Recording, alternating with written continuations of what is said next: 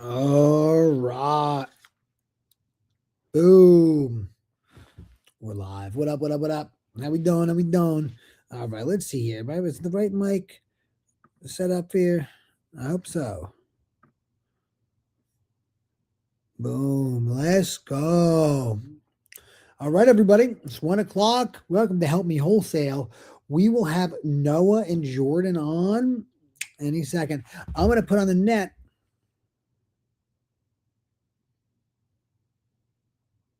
right now that I'm live on YouTube.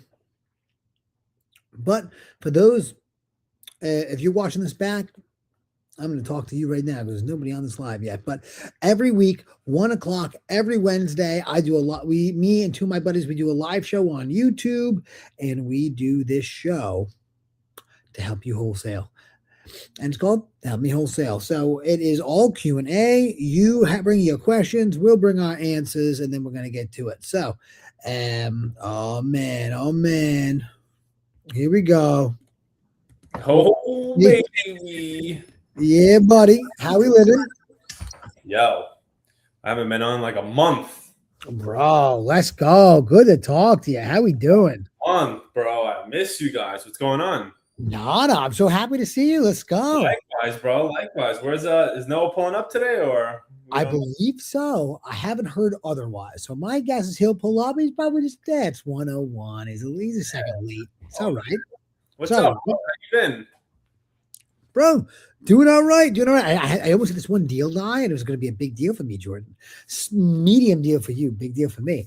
And bro, I thought the seller was going to run on me. She was ghosting me, but we got it taken care of. So. Oh, what happened really? Well, bro, she whatever. I'm going to give her a little bit more money, not that much more money, and I'm already making so much. Whatever. Let's just hurry up.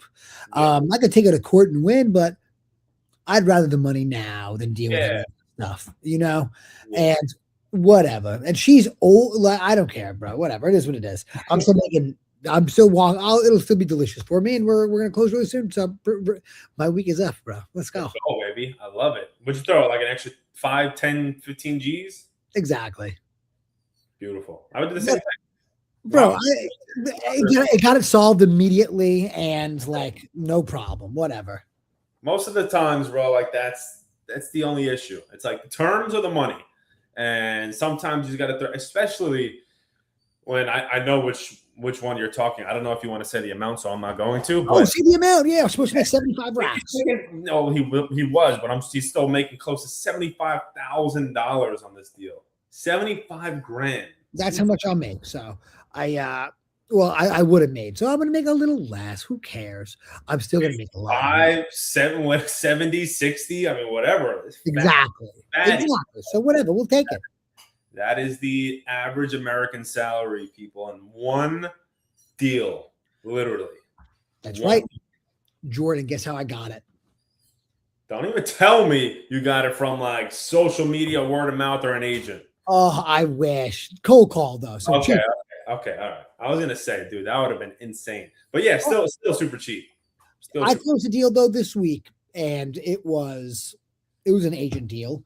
We chopped it. It was a JV. I think my total I'm making like 8 grand. So it was like 16 piece. That's good. Whatever, bro. Like total assignment. So we closed that this week. So we still got the agent and the JV deals going. Let's do it. Are you doing anything active on the agent side? Like, are you actively making like 5 offers a day? Do you have like a VA do it? Are you kind of do it like inconsistently right now? I'm pretty consistent. There are a couple days that I skip. However, there's more days that I don't skip. And it's 5 offers a day, nothing serious. And will I most likely get a deal every month from that? Yes. Nice. But the more important thing to me is building relationships with other agents while I go through. And every agent that is a nice guy to me, adding them to my list. And my goal is to build my list up as much as to at least to a point where I don't have to make offers every day. Once a month, I can just hit one text blast and get stuff. Dude, you just reminded me of something because I told my TC this, who's like, way more than my TC now. I like that. Good. But I also pay her more now. Of course. But yeah, she takes on like a huge. I mean, God bless her. She does a lot. But last week or the week before, obviously we have like a lot of deals in different areas. So like she's building these relationships with different agents. Obviously, they see like, okay, like we're closing on this deal, or we gave them business here, so they're starting to reciprocate now. And like two weeks ago or last week, we had 4 agents send us like, I got this like off market pocket listing thing. I think we're gonna buy 2 of them. We put in an offer on one of the other ones. We got outbid by a ridiculous amount. Whoever buys that shit is gonna lose. Oh, they're cooked. Yeah, like a lot of money. But it kind of hit me, and I said, we may have to like explore this a little more, because it was an agent that I did a flip with about 4 months ago. She's like, oh, my friend is selling. It needs work. She's willing to take this. It's going to cost this much. I'm like, all right, let's do it. And then same thing with one in Ohio. It's like, hey, listen, a friend's dad is selling. I think it'll take 85 for it. Probably needs 20K worth of work. It's worth, 180. It's like, all right, well, but let's do it. So I'm like, dude, I think the agent stuff, powerful. And it's something that I think is a long-term game, and maybe that turns some people off. I don't mind that. Bring it on. No, you know what I mean? It's the long term anyway. That's it, right? I always tell people like, people like, well, you won't do this, or this will take until you're 30, or I'm going to turn 30 regardless, bro. When I turn 30, I want to have that shit in place. You know what I mean? Yeah. So yeah, I thought that was very interesting, like very telling. And I said, maybe we need to start like text blasting these agents or something as well. I mean, do some type of campaign, because very interesting. It's amazing. I love agent outreach, and I just love building agent relationships, because let's be real. A lot of agents are bad, but there are also a lot of agents that do their own marketing. Like if an agent is actively getting listings, that means that they're doing their own marketing, whatever that marketing may be. Yes. And there's going to be bad or shitty houses that come into that funnel, but most agents, they don't want to deal with the shitty houses. That's not the listing they want. They want the highest ticket item they can get. They want the flips. They want the new construction, obviously. But like if they get a beater, what if they only get a couple beaters a year? They'll just send them all to you, because they're the guy. They're the guy they know that does the beaters. Yeah, it's actually and I know you've spoken with people that do nothing but like agent relationships, MLS offers, stuff like that, and crush it. So like me personally, I would never have my business rely on that. Not saying it's wrong, just the type of person I am. I wake up every day and like, I'm going to go find a deal, right? Like I'm going to go get a deal. Yes. So it's like an attack mode thing that I wake up on every single day.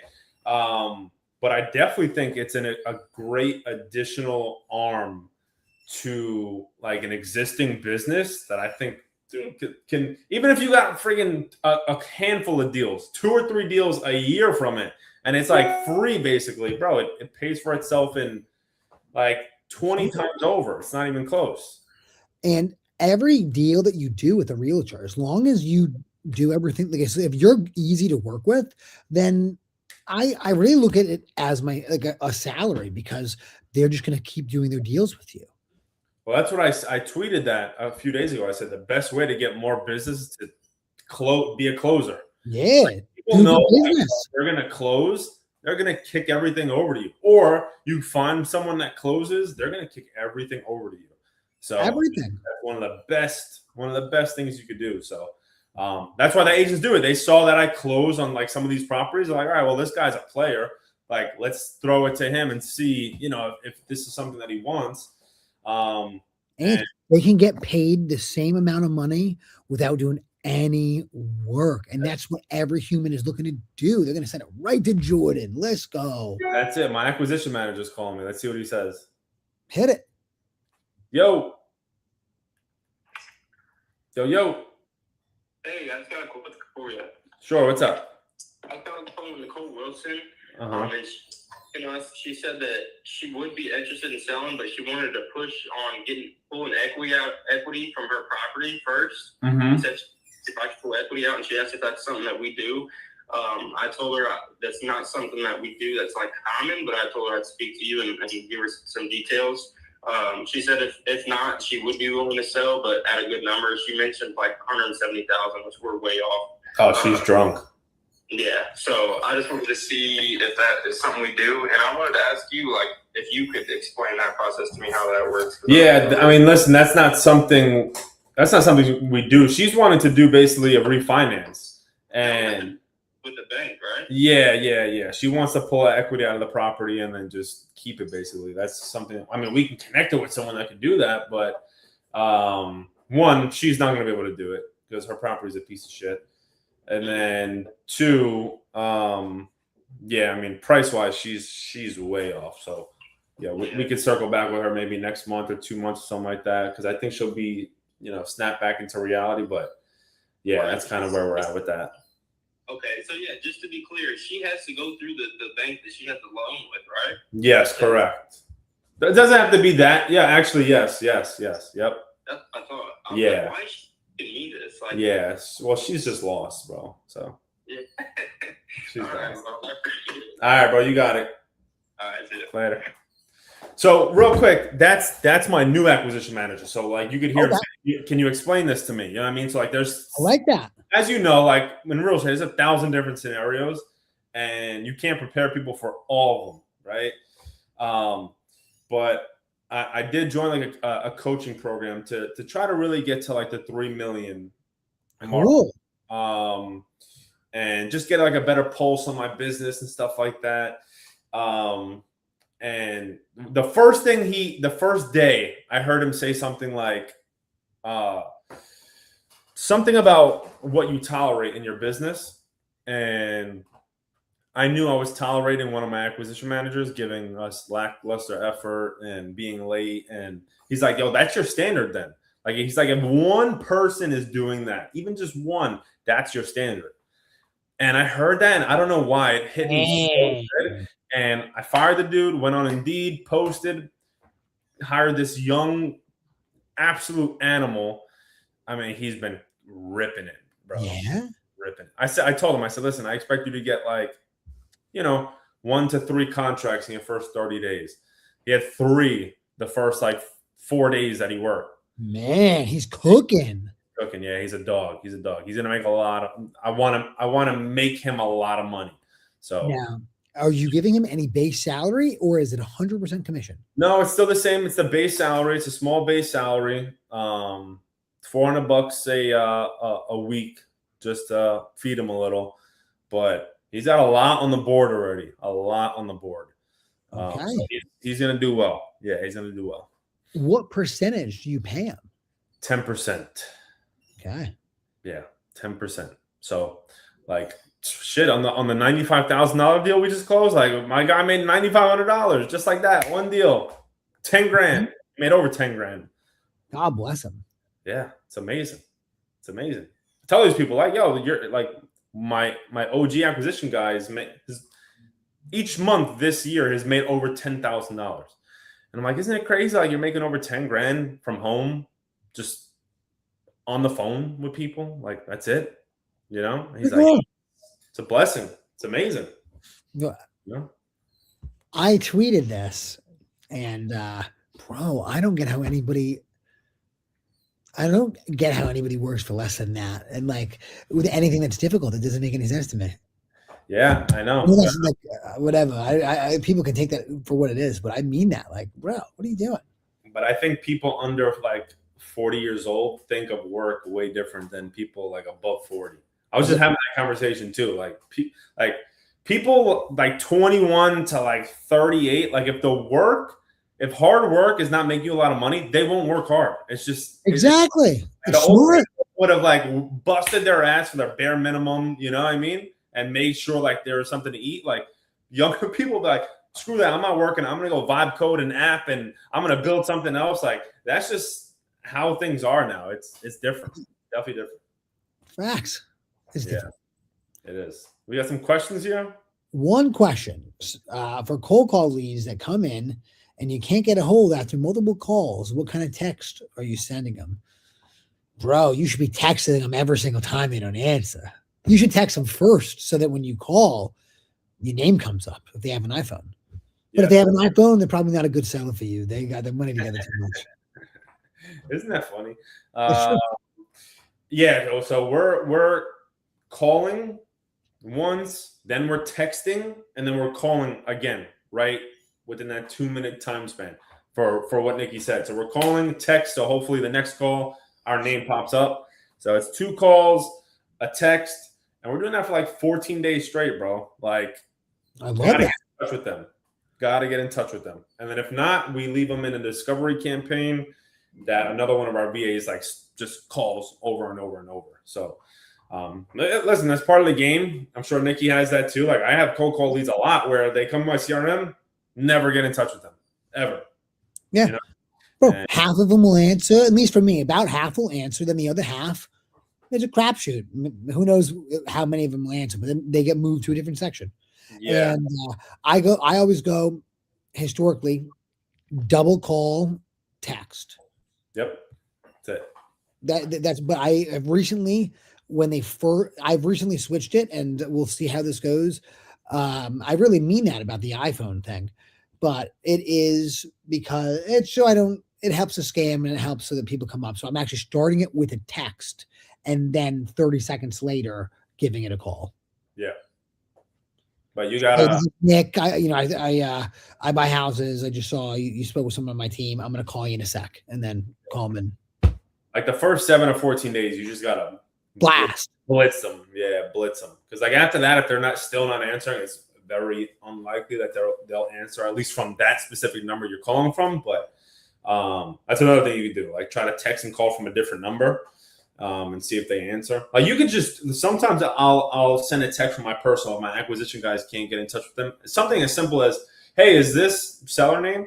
Right away they get kind of creeped out and they're like, "Well, who's this?" And I see that they answer, and I'm like, "All right, well, this mother effer is just avoiding us." You know what I mean? So you just got to do whatever to get an answer, honestly, or some type of response. But also be selective with the effort. So like if the notes are good, go crazy to get in touch with them. If the notes are garbage, bro, who cares? The garbage. It was don't kid yourself. 100%. If the lead is good, FaceTime them. Go to make a deal machine account and drop a piece of mail on them. It'll take 2 seconds and it's like $1. Who cares? Yeah, without a doubt. You gotta go crazy with those. Go crazy. What are the average spreads on MLS? My offers are looking disrespectful in order to disrespectful. I love that. All right, so average spreads on MLS. I will tell you what, an average spread. I have had my average spread for these deals at 10 grand now for a while. And I think that's probably pretty average if they are listed on the market. Mm-hmm. If you want to get bigger deals through agent outreach, the way that you'll get that is through pocket listings. So agents sending you deals before they list them. But on the MLS, 10 grand. But keep in mind, it's free to do, and it really...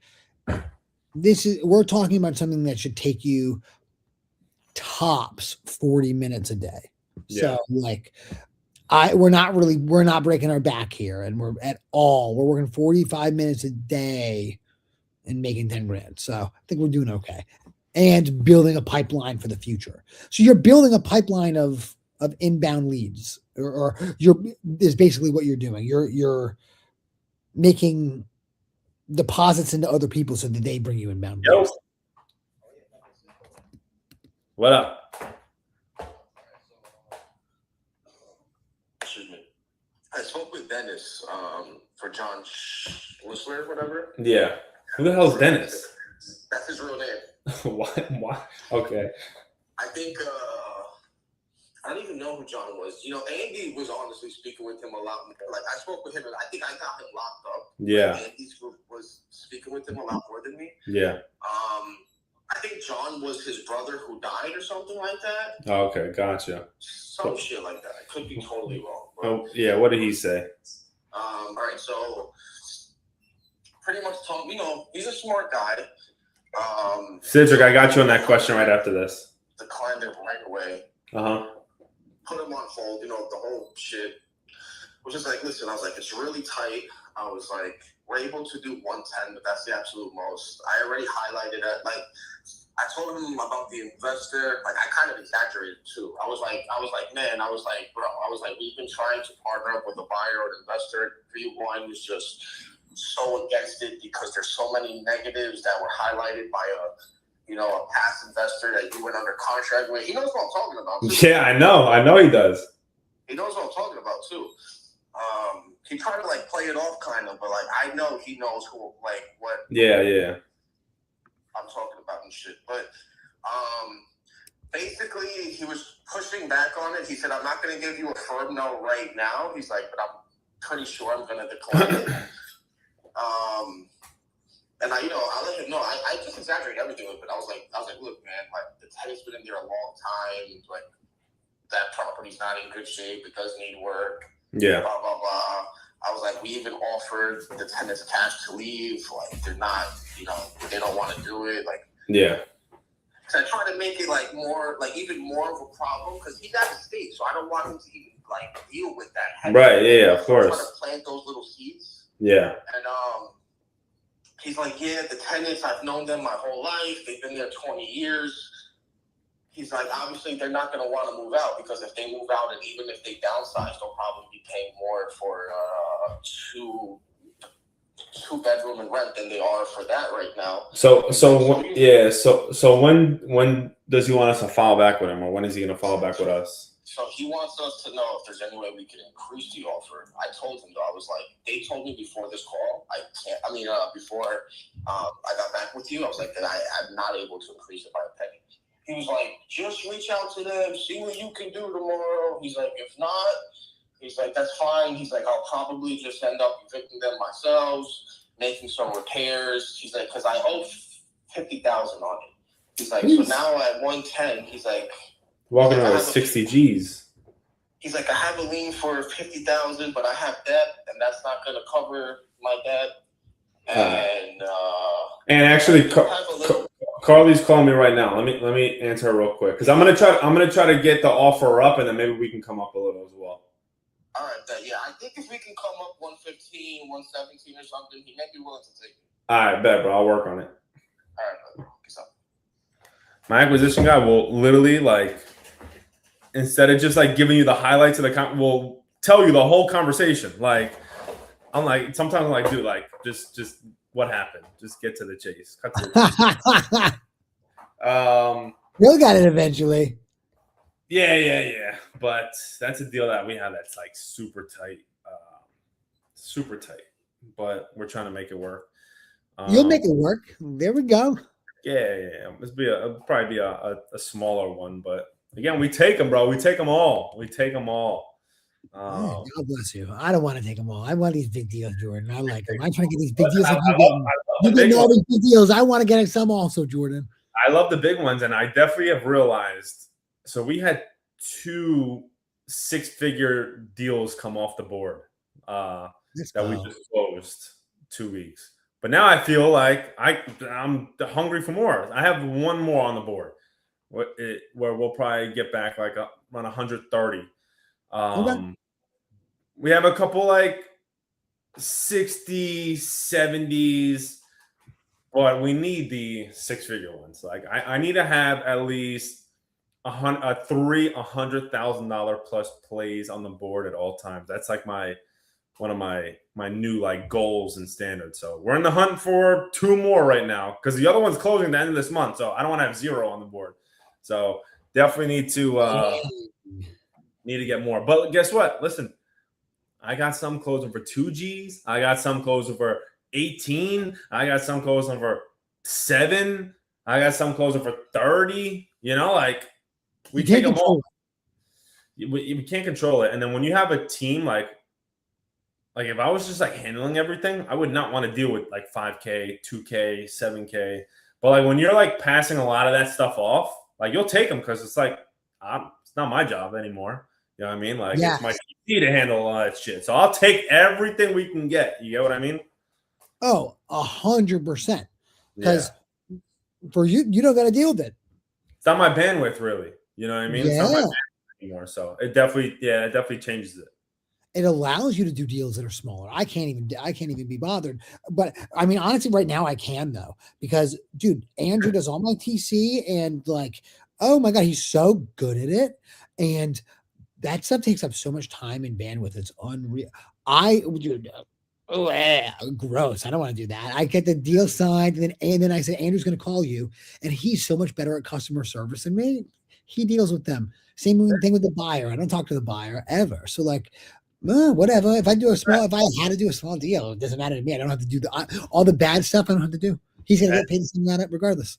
That's the game changer, bro. That's what really. I mean, listen, like we're shooting for like 20,000 plus on every single deal, right? Of course, dude. But when you also run PPC, like you're gonna get the $100,000 deal, and then you're gonna get like a fucking excuse my language, house in a Decatur, Illinois, that's worth like 40 grand, and you may be able to get it for 10 and sell it for 17. And you're gonna have to take the 7 grand. You know what I mean? Like with PPC, you need to do it. You need to get that money back. You know what I mean? So. You spent 5 grand to get it, you know? Right.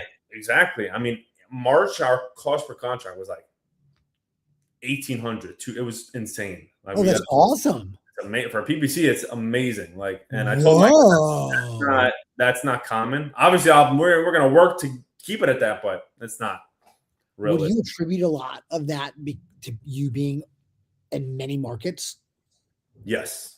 Okay. If like I was like, all right, I'm gonna run PPC in Philly, impossible. Okay. Impossible. That's like closing 1 in every 4 lead, basically. I'm not gonna say it's impossible, but very unlikely. Yeah. No. Okay. Yeah. So what does my marketing stack look like broken down by lead source? So I'm only doing 2 marketing channels right now, and it's cold calling and it is PPC. That is it. We're getting majority of our leads from cold calling, but we're getting more deals from PPC. Even though March we had a very strong cold calling month as well. But yeah, I mean both are working. Both are working. They both serve different purposes, but yeah, that's what we're doing. We spend a good amount on PPC and we have 6 cold callers as well. But that's the breakdown. Nice. Yeah, man. What are you spending on PPC? Oh, that's the magic number, right? Can I ask?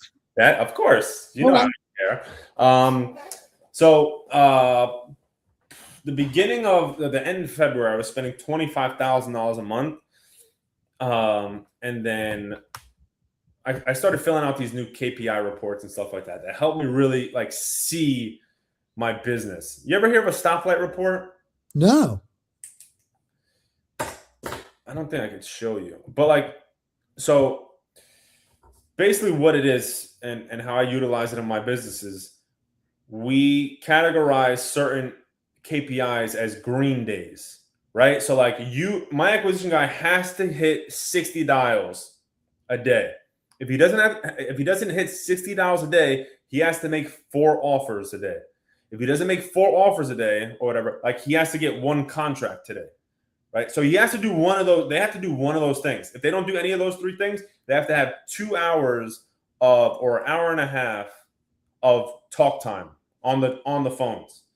Okay, you got to do one of those 4 to hit a green day, unless you get unless you get a contract, it's automatic green day because that's the name of the game, right? That's what, at the end of the day, that's what we're here for. That's what we're here for. So like they have to hit those numbers or it's a red day, right? Yeah, they're a bad boy. They literally they log those KPIs daily and they mark it green or they mark it red.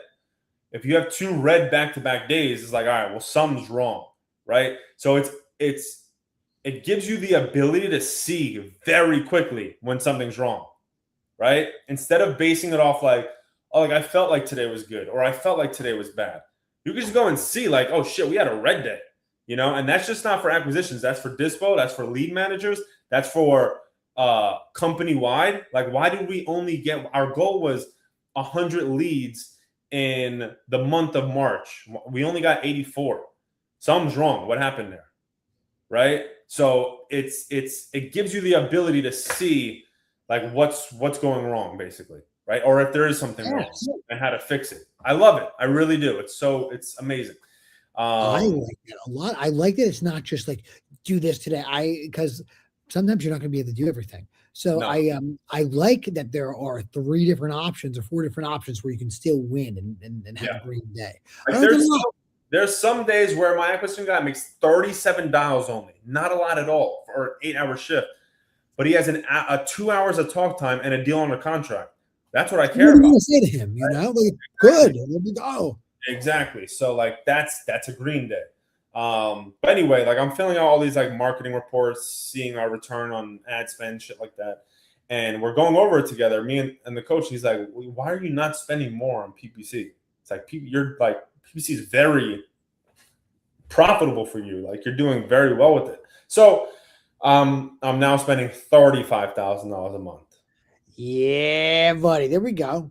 How crazy! How many more deals do you think you'll get out of that?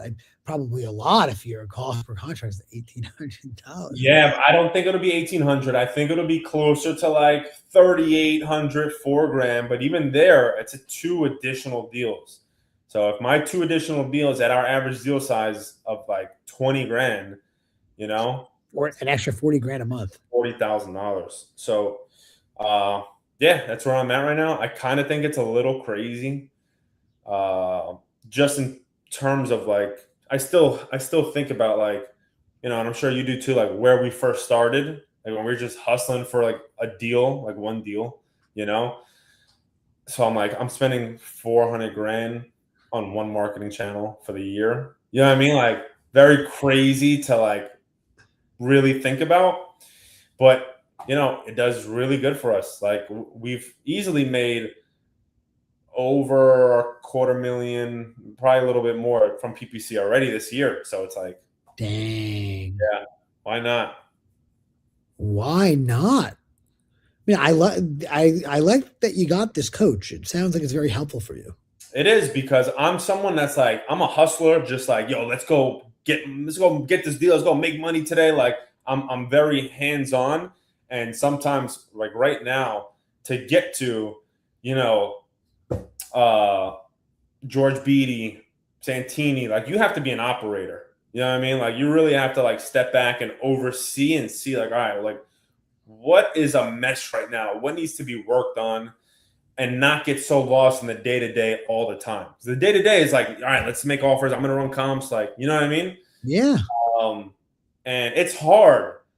It's very hard. Like I was getting tatted Thursday and Friday. So I was kind of out those 2 days. And my guys had to like run comps without me and stuff like that. And that's something that I still do. Like I'm a bottleneck in that aspect, which I thought was crazy. I said, wow, if I'm not working, like no one's coming up with offers. No one's coming up with the ARV. So I'm like heavily training them on that now. So they learn that as well. But it's just helped me view things more as an operator, to get a pulse on the business, look at our numbers, see what's working, what's not. I got a long way to go, long way to go. But yeah, to get to like that 2 million or 2.5 million, 3 million profitably, right? And still keep 30, 40, 50% net margins. You got to track these boring things, unfortunately, Yeah. So it's cool. It's been cool. Been interesting. Very cool. Where did you find this coach? He was actually referred to me. Some of you guys probably, you guys have heard of him, like Chandler. I don't know his last name, honestly. Yeah. Oh yeah. Okay, cool. Yeah. So super smart dude, but like my friend told me about him before I even saw him on Instagram. He's like, yo, I've heard great things. You want to deal with someone that is like where systems and operations focused heavy, like number tracking and like systems and training and stuff like that. He's like, this is the guy, like deal making shit like that. maybe he's not the best, but like when it comes to like just operations, delegation, stuff like that, I mean, he's dialed in. Yeah, I think. Oh, I think he's in it as well, right, bro? But yeah, for me, I find the value more on that aspect of it. Yeah. I'm not naturally like, oh, I'm going to track these numbers. You know what I mean? Like, bro, you're telling me. Oh my goodness. yeah, I usually no track. Like my tracking is limited, but at least I track stuff now. yeah. It took a long time for me to really track much at all. Yeah, me too. I kind of like had to be forced into it. But again, I'm like, listen, if I want to delegate some things, and if I want to, again, get to that 3, 4, 5 mil a year number, I mean, that's what you got to do. It's boring as hell, you know. It's annoying and tedious, but you know, it's good to look at those things. Facts. Yeah. So been interesting. Hell yeah. All right. Y'all have any experience selling your deals to hedge funds, or are they mostly mom and pop buyers? I'm trying to build my buyers list from scratch. Take it away, Jordan. I do have experience selling to hedge funds. Been a while, been a long time. I think the last time was in like 2022, maybe. You know, it's been a while. I know some people are still selling them to them in like really areas. Yeah, I think so. Oh, cool. Yeah, but hedge funds are very anal. They'll kill a deal in a heartbeat if the deal's not up to their standards in terms of like the buy box and things of that nature, or the inspection. They'll kill it very quick. They don't care. They have a lot of money. But if you bring something to them in their exact buy box, it usually is very smooth, and they pay obviously a little bit more. But dude, I mean, starting your list from scratch, go to the local buyers, bro. Facebook, man, you should be able to scrape, like, no joke, I don't know what your market is depending on the size of it, like 20 to 100 buyers in like the first 7 days of being in a large Facebook group. Like, that's the easiest and best place to go find a buyer when you're first starting out. I don't know if actually you probably agree, because I saw the video that you dropped about Facebook.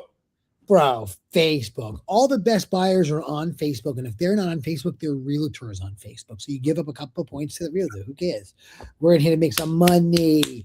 Let's go, bro. I love Facebook. Jordan is absolutely right. I will add this also.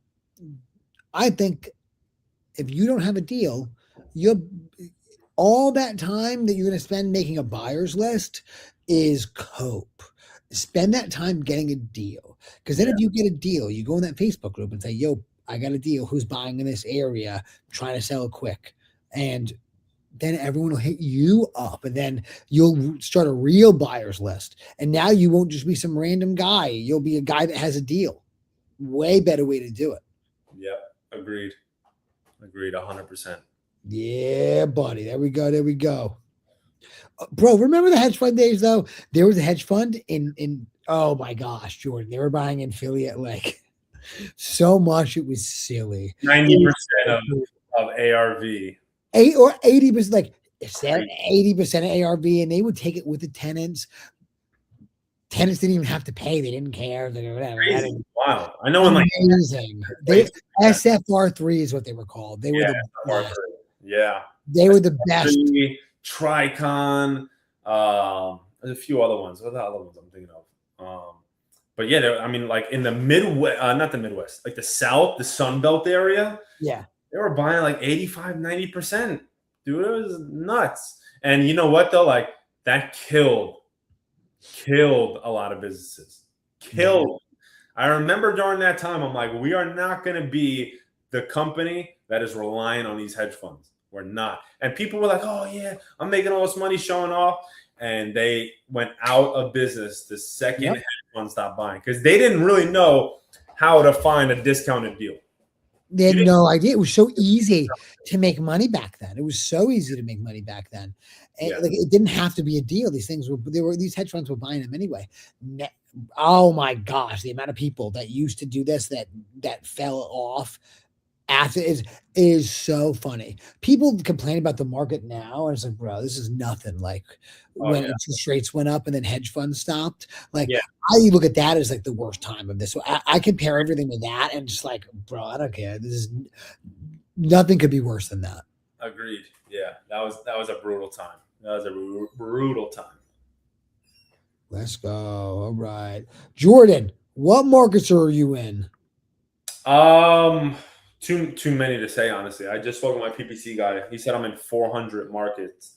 So that's not states. Obviously, it's not like counties. It's just like specific cities or surrounding cities. So if I'm in like Dallas, Texas, I'm making the city right next to it this way, and the city right next to it this way as well. Because obviously, if you're around Dallas, there's going to be demand as well. So just any really major metro or major city that you could think of, and then like the slightly surrounding areas. I get shit in some weird areas too. We just got one in Westport, Indiana. Never heard of it, obviously. It's a freaking tear down mobile home in the middle of nowhere. Middle of nowhere. We got it for 20K and we got an offer for 30K on it, like in like 7 days. I was like, holy shit. I was expecting it to really not be a deal. Because you know, sometimes we gotta lock stuff up and be like, all right, let's just give this one a try because we're so unfamiliar with the area. But we got an offer, and it's like, so we get stuff outside of our markets as well. It's just how PPC is. You can't regulate that 100%, but for the most part, just major markets and surrounding areas. Cool. Yeah, major city. All the counties around that major city are going to be good. Yeah. All of them. Yep. All right. Ooh, good question. Good question. Flips of Freedom, what up? Jordan, are you going to allow them to underwrite their own deals within a framework or something? Because Noah was saying when his guys do that, they lock them up too high.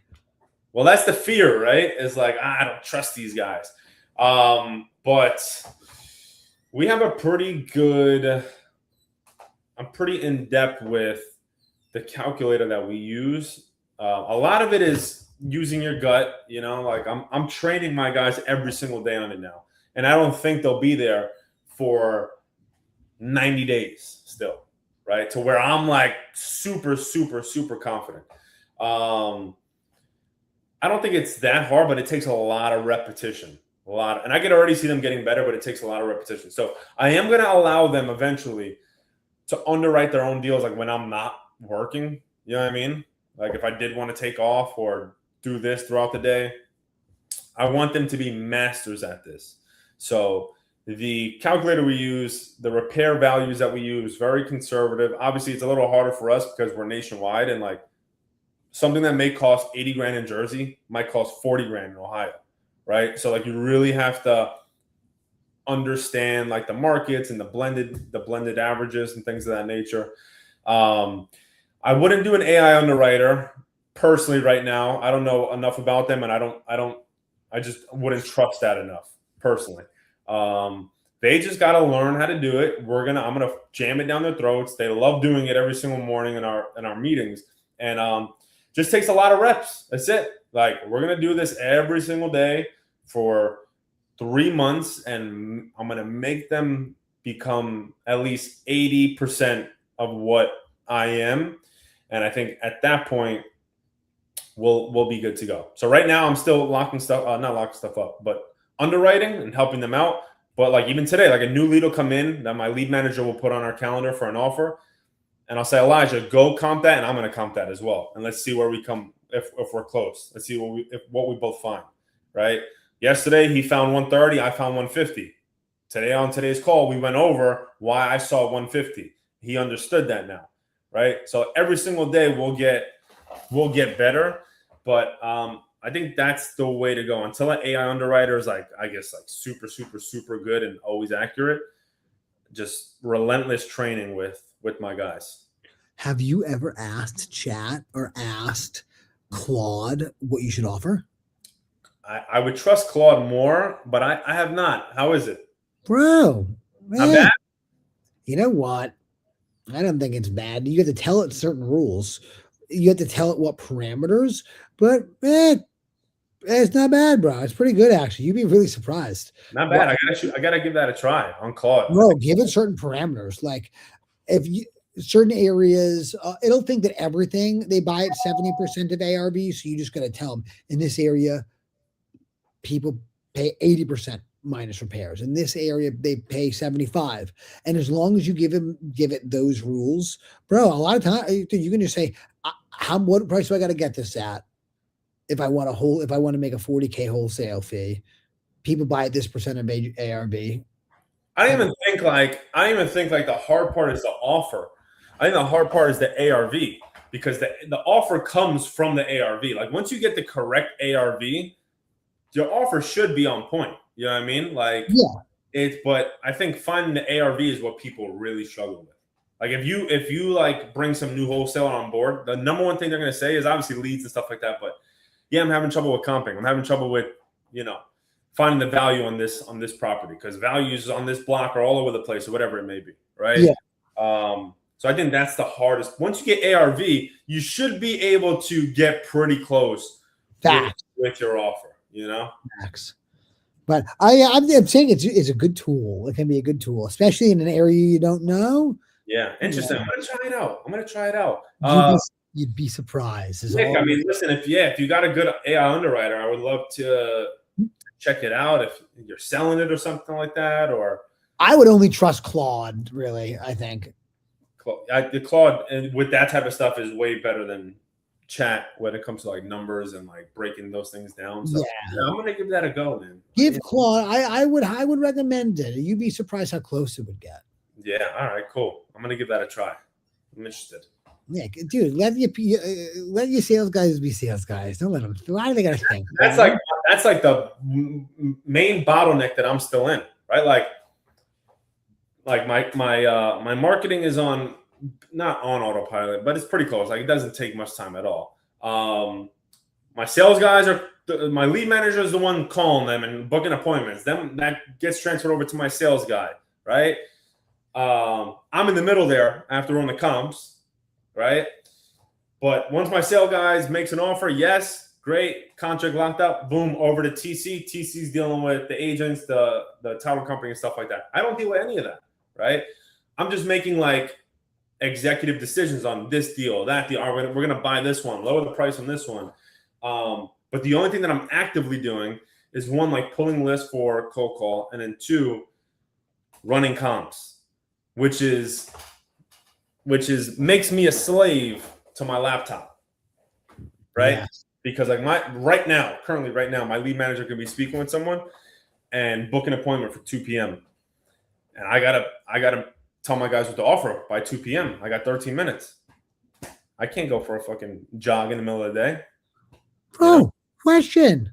Can I ask you something? Instead of training your sales guys to do the comps, why not just train one person to be the comp guy and just make them great at being a comp guy? And it keeps your sales guys stupid, because if they learn how to comp and they learn how to lock up a deal, like why not keep them really stupid? I've thought of that as well. You got to think of that's another hire. That's more money, but it could just make the process that much smoother and better as well. Yeah. Yeah, it's something I played around with too, and I still might. I wonder what they would even want to make. The one thing that, because I literally asked like the channel of that, right, and he was like, I would personally have my acquisition guys do it because they can. Because like he's not right on everything, I'm sure, and he'll admit that. Everyone's business is different, but he's like. That way, your acquisition managers, when they're negotiating, can tell the seller what they're seeing as well, why they're at this number, way better than if I just drop in, hey, ARV is 150, offer this, here's a comp. Like they're going to check it, but they're just going to stick to my word, what I told them, right? But if they find that themselves, they have more data, they have more proof to kind of go back and forth with the seller on, and can kind of help a conversation. But I think it's a great idea too. I think both work, honestly. I think both That's of the them. issue with this business. There's too many ways to win. But you got to pick one. That's all. I know. I should ask George what he does. He went silent on X, bro. What's going on? I miss him. Bro, I don't know. He was my favorite person on Twitter, and now he doesn't tweet anymore. He still has an account, but he doesn't tweet He anymore. just posts monster memes on Instagram now. Yeah, his Instagram or Cat memes, cats, monster, jujitsu. Yes. Me and George are working on this big land deal right now. That's my man's. Nice.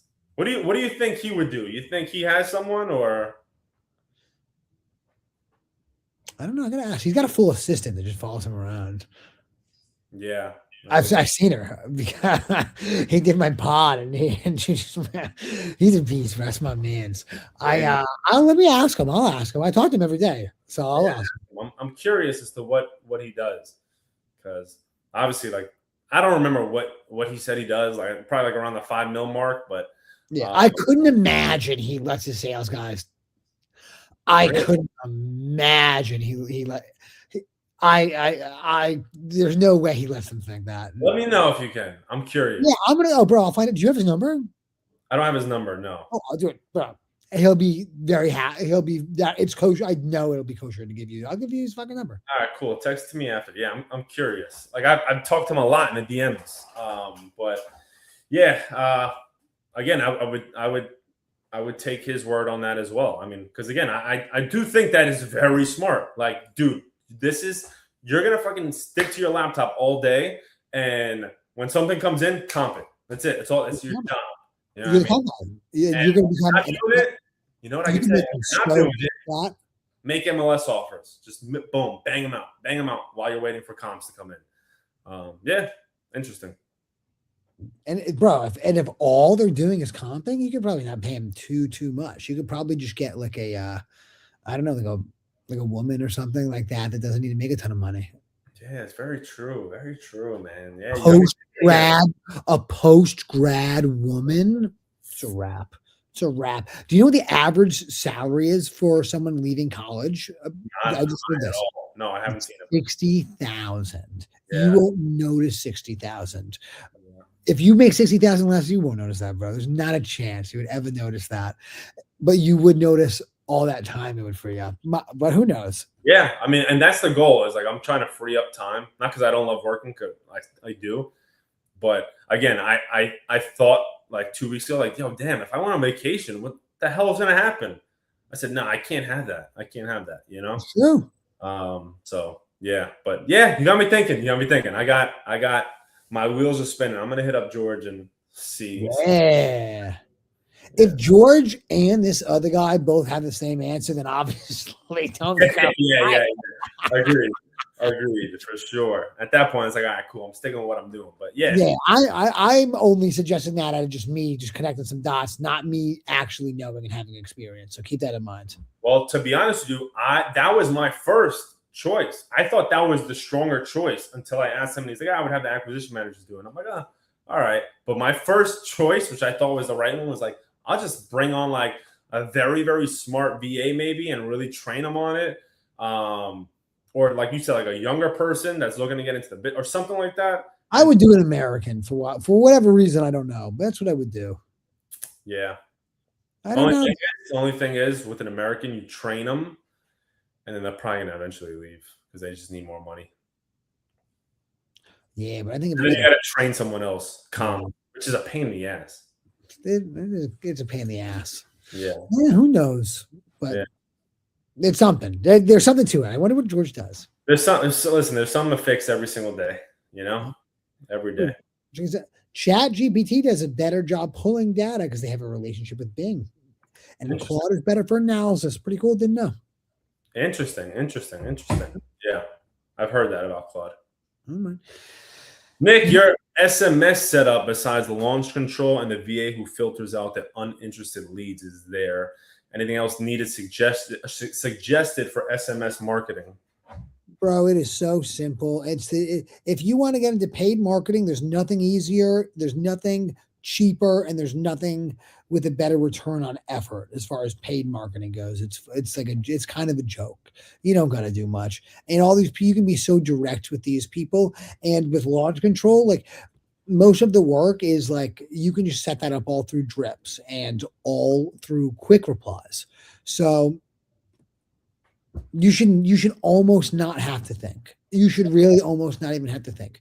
Very, very simple. There's nothing you need. And you don't even need the VA. If you're doing a minimum amount on SMS, like the lowest, like if you're sending out 10,000 texts a month, you don't even need the VA because it will take you no time. You'd be silly to spend the money on the VA, actually. I agree. Because you're balling on a budget. So don't do that. Just do it yourself. It takes 2 seconds. Yeah, I agree. I have a drip campaign for every scenario, and I have a quick response for anything that could happen, a quick reply. Really simple. How much is it per hour for the VA to filter the SMS leads for you, and how many hours per day? Well, that's difficult to say because he is just my full admin / assistant, and this is just one of his roles. So he gets paid full time, and Adnan is my boy. Him and I have been working together for years. Like this is just my man's. He's my full admin. He'll do anything I say, and I'll do anything for him. That's my guy, but it's just one of his tasks, and he does a bunch of stuff for me. But he gets paid like $5 an hour, or $5 an hour. That's my man. Full time too. We've been together for years, and honestly, I don't even work him that hard, and he knows it. And so whenever I ask him to do anything at all, it's immediate, and he just gets it. A lot of people can't handle that too, but he can. That's the best. That's why I like him so much. For cold call leads, what's everyone's average conversion cycle from the initial start? Last time I looked, most of the deals, I would say they're in my CRM for 4 months. Yeah. I've always heard like the industry average is like for a majority of the leads, like 6+ months. And you'll hit off deals earlier than that. You know what I mean? Like you will. But I think, on average, like it's going to take some time. Bro, when I tell people you want to start cold call, unless you're going to get a lot of cold callers, like it's going to take you 6 months to get any of that money back. They look at me like I'm crazy, but it's like, it's the truth. If you want to base yourself off average numbers, and if you're just getting started and your budget's that low, you're going to be average. You're not going to be great. Bro, it's going to take you a long time. Yeah. What do you still have? You have how many callers? I had 5, right now I have 4, about to get another 5th. Nice.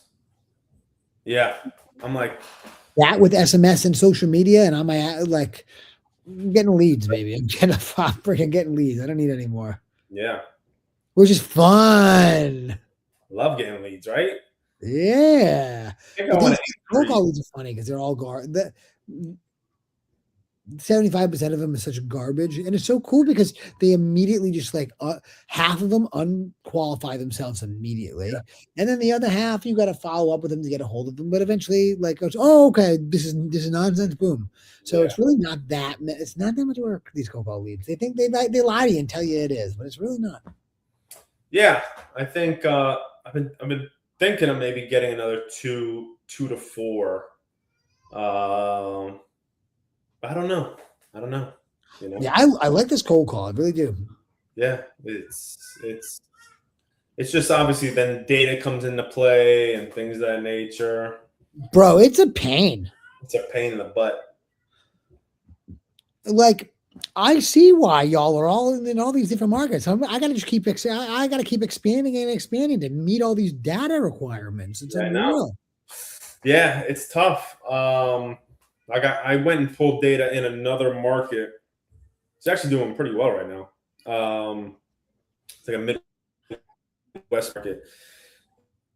But yeah, it's because needed more data, and it's a continuous every month thing. You got to pull this data. You got to pull this data. You don't want to pull the same stuff. That's the only pain in the butt, and that's the only beauty not the only beauty, but PPC. one of the biggest beauties is like you'll never run out. It's just other people are finding you, and that's pretty much it. You know. That's why I. That's what I really. That's why I like the PPL. I like the PPC. I like the Facebook ads. I like all that because you just market and people come to you. You don't got to deal with it. The data is annoying. The data is annoying, yeah. And then PPC, like you just have leverage over people, you know, which doesn't mean like people think like, oh, they came to me. I'm gonna get all these deals because I'm the one that there's people that are like, yeah, my asking price is $575. We offer them $525. Nope, $575. Or like, I'm just gonna list it. Like there's PPC. A lot of people see PPC like that. Like it's not no magic. Like, oh, I'm in foreclosure and my pet just died and I'm behind on my taxes and the house needs 80 grand worth of work. Like it's not it's not all that. I wish it was. So I mean, but the fact that they come to you and like in my PPC, they choose like looking for fast cash, parentheses, not retail price. So when we get on the phone with them and they want like close to retail, we literally tell them like, you agreed that you did not want retail price. So why do you think we would give you retail price? So it kind of gives us a leg up in certain areas, but yeah, I like everything. Heck yeah. Oh, Jordan, I gotta run. Spend an hour. Everybody. Yeah, it was good chopping it up with you guys, and obviously Nikki, seeing you and getting back to it with you. Let's go, Jordan. It was amazing to see you chat. It was great talking to y'all, and let's rip it next week. Let's go. Do it, baby. Let's get these billions. Later, brother. Peace.